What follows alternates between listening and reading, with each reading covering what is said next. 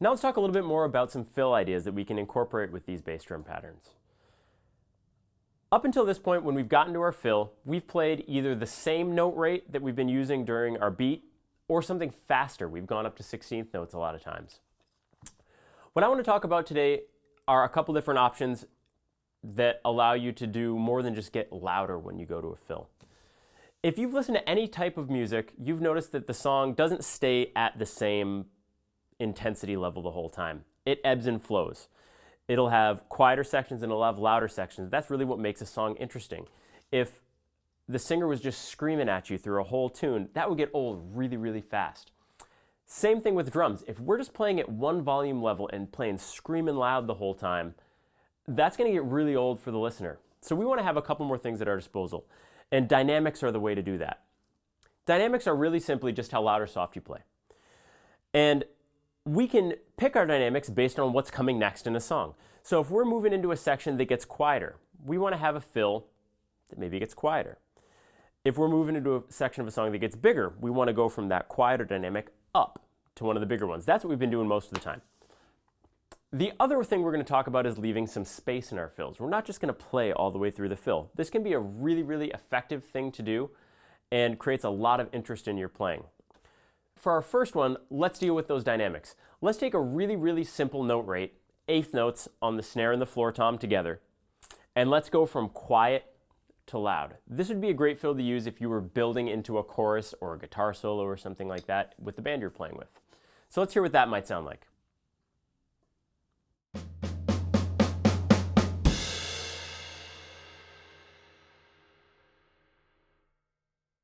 In the context of a beat, you might have something like this.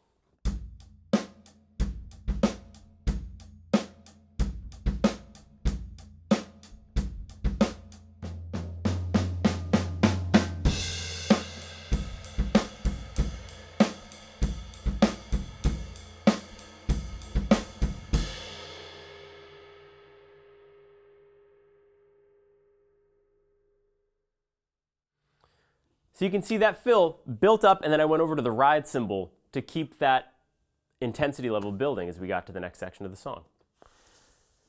So once you have that dynamic down, why don't we leave a little space in there too? Let's take a simple fill, but leave a big chunk out in the middle. Let's use 16th notes on our first beat, and we'll finish off with 16th notes, but in the middle we're going to leave some space. We're going to play 1 E and a 2 and 4 E and a. Now you heard when I just said it there, there's a big gap in the middle. You want to be counting during that gap. You don't just want to hope that you come in at the right time. That's not a good plan, and it'll usually cause you to get off with the rest of the band. So when you hit that gap, you're not playing anything, but you're still counting. So you're going to go 1 E and a 2 and 3 and 4 E and a 1. So you're going to count all the way through it. I'm going to play 3 bars at a time, and then I'll do that fill, and I'll move into another bigger section on the ride cymbal.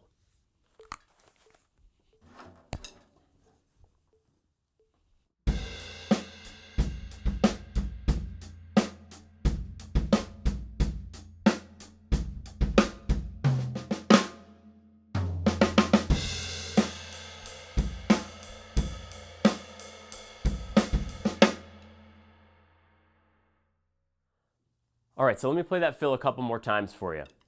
Starts on the high tom, moves to the snare, and ends with a flam. This is a really simple rudiment where your low stick hits before your main stick. Makes the note sound a little bit fatter if you haven't seen one of those before. So it goes like this. And it finishes with a floor tom on the and of 3, and then 4 E and a on the snare. So counting with it, you'd end up with 1 E and a 2 and 3 and 4 E and a. A little bit faster.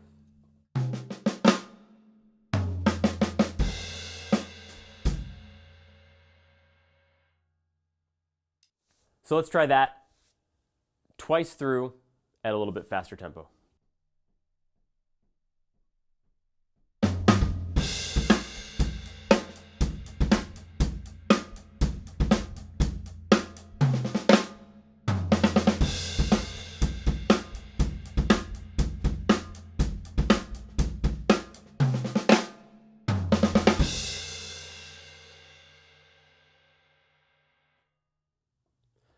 Now let's take that idea of space to an extreme spot.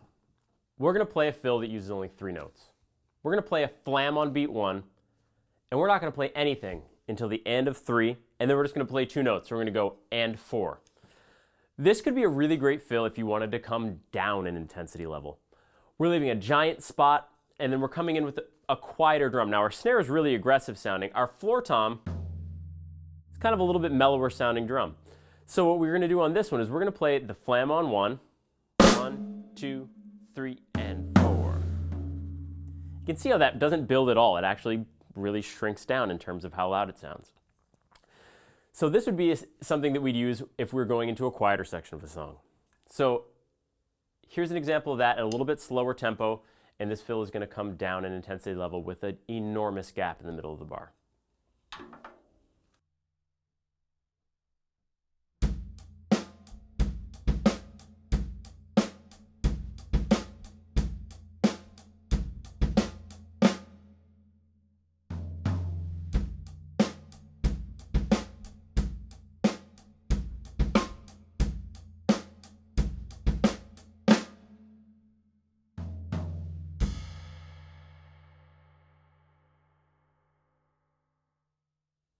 Now big gaps like that last one don't just have to bring the intensity level down. You could play a big gap and have it hit just as hard as when you stopped.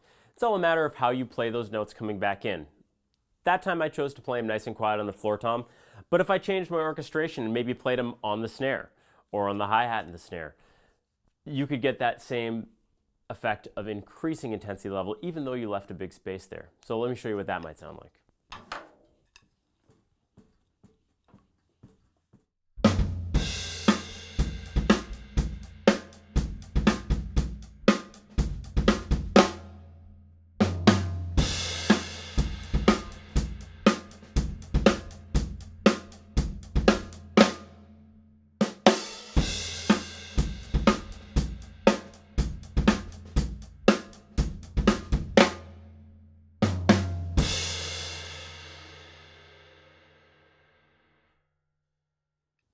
All right, so that should get you guys going with some more bass drum patterns. Get those E's and U's happening in between your hi-hats.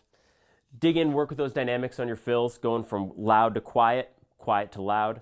Leave some space in your fills to create interest, whether you're going to a bigger section or a quieter section.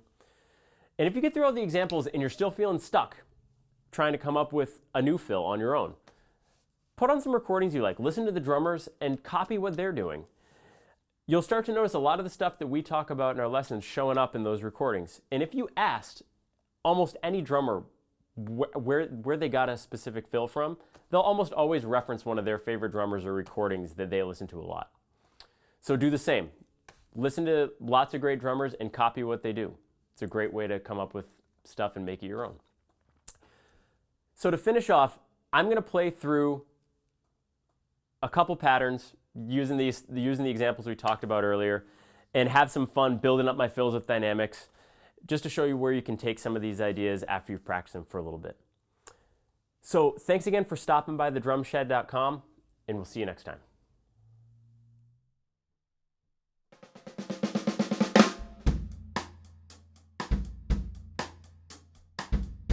Hope you enjoyed the lesson. Please like and subscribe to keep up on all the new lessons and reviews.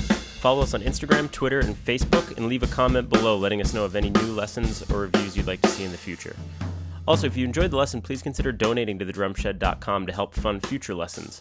Just click the donate button on the main page of our website, and thanks again for watching. We'll see you in the shed.